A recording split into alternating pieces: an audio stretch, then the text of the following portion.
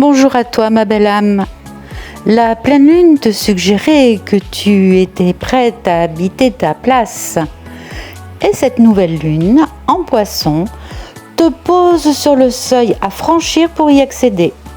Un seuil situé entre deux mondes, l'avant et l'après. Car oui, il existe dans la roue du zodiaque des moments particuliers où le temps semble suspendu.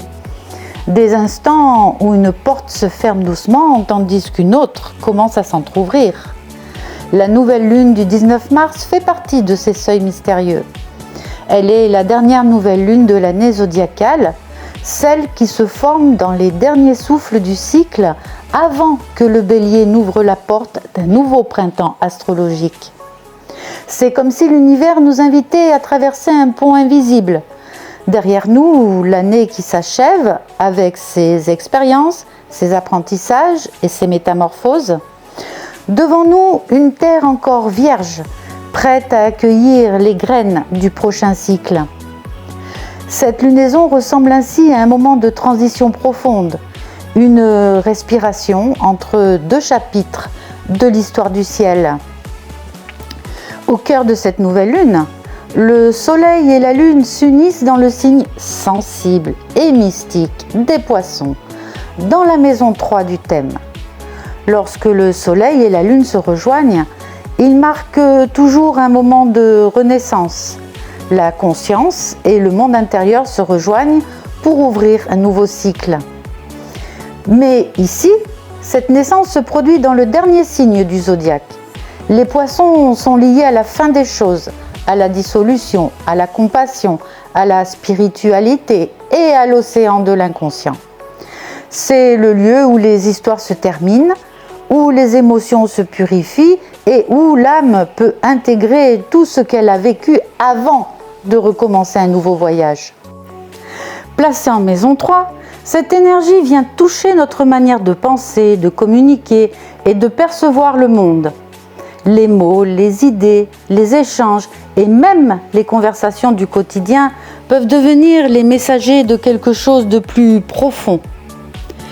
Cette lunaison pourrait nous inviter à changer notre manière de raconter notre histoire, à laisser derrière nous certains récits intérieurs qui ne nous correspondent plus, à purifier notre mental de pensées devenues trop lourdes ou trop limitantes.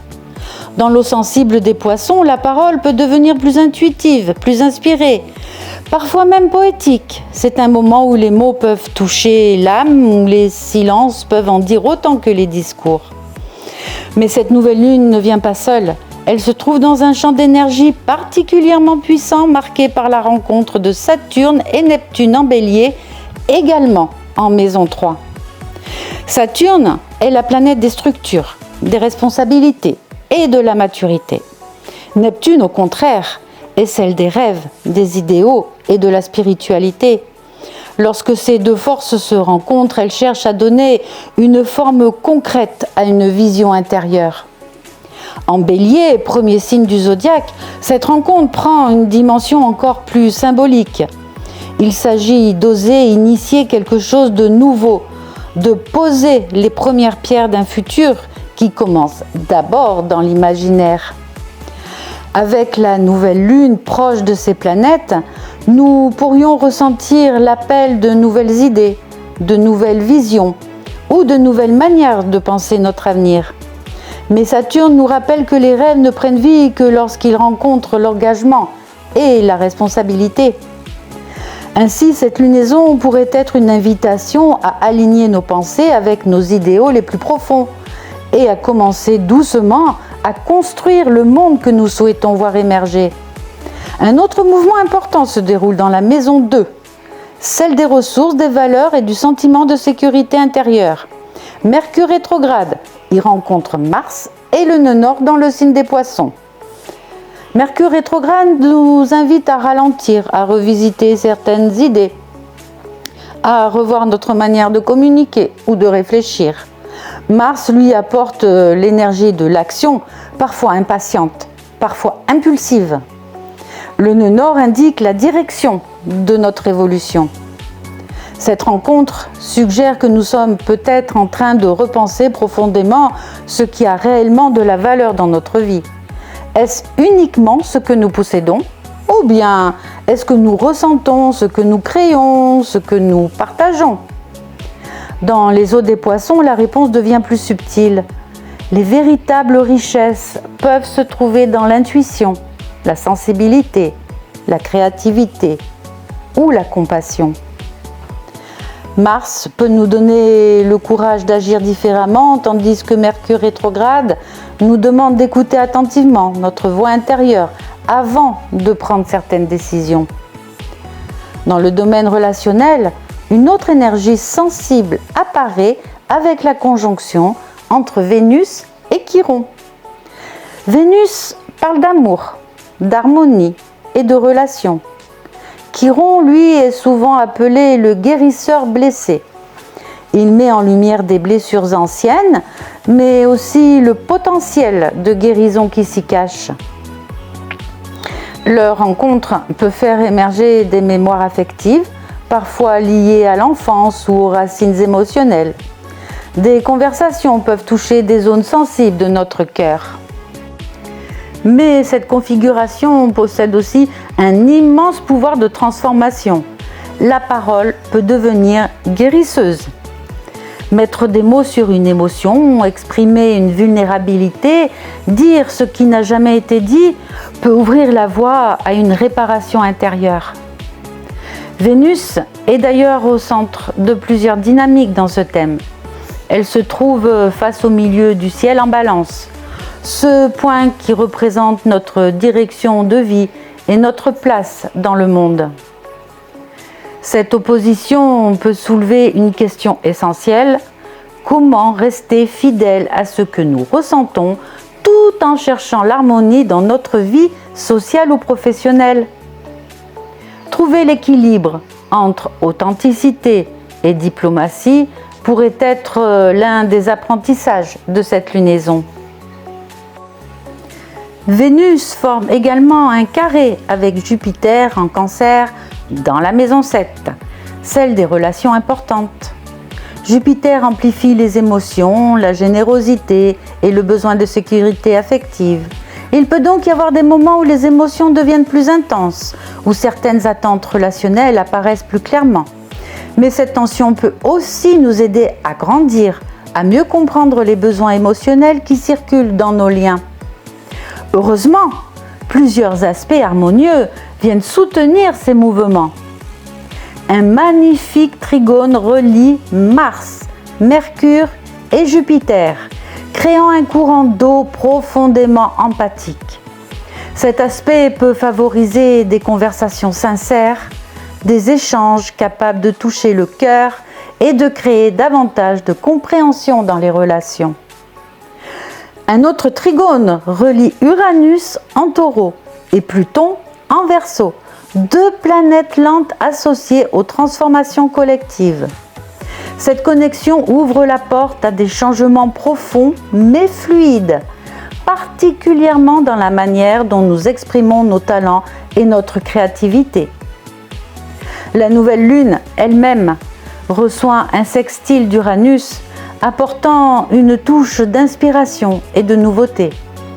Des idées inattendues, des prises de conscience soudaines ou des intuitions lumineuses peuvent apparaître dans cette période. Enfin, Saturne et Neptune dialoguent harmonieusement avec Uranus et Pluton, créant une sorte de réseau énergétique entre les grandes forces de transformation du ciel. Comme si cette lunaison participait à un mouvement plus vaste, celui de la construction lente d'un nouveau monde, à la fois inspiré, conscient et profondément transformateur. Ainsi, cette nouvelle lune du 19 mars ressemble à un moment de passage. Un moment où l'on peut se retourner un instant pour regarder le chemin parcouru, remercier les expériences vécues et laisser partir ce qui n'a plus besoin d'être emporté dans la suite du voyage. Puis, doucement, lever les yeux vers l'horizon. Car derrière cette fin de cycle se prépare déjà le commencement d'un nouveau chapitre. Et peut-être que dans le silence de cette nuit sans lune, quelque chose en nous commence déjà à murmurer: le rêve de ce que nous allons devenir dans la prochaine année du ciel. Alors n'hésite pas à me contacter si tu veux connaître ton thème natal pour surfer avec les bonnes planètes qui te conduiront vers ce nouvel avenir.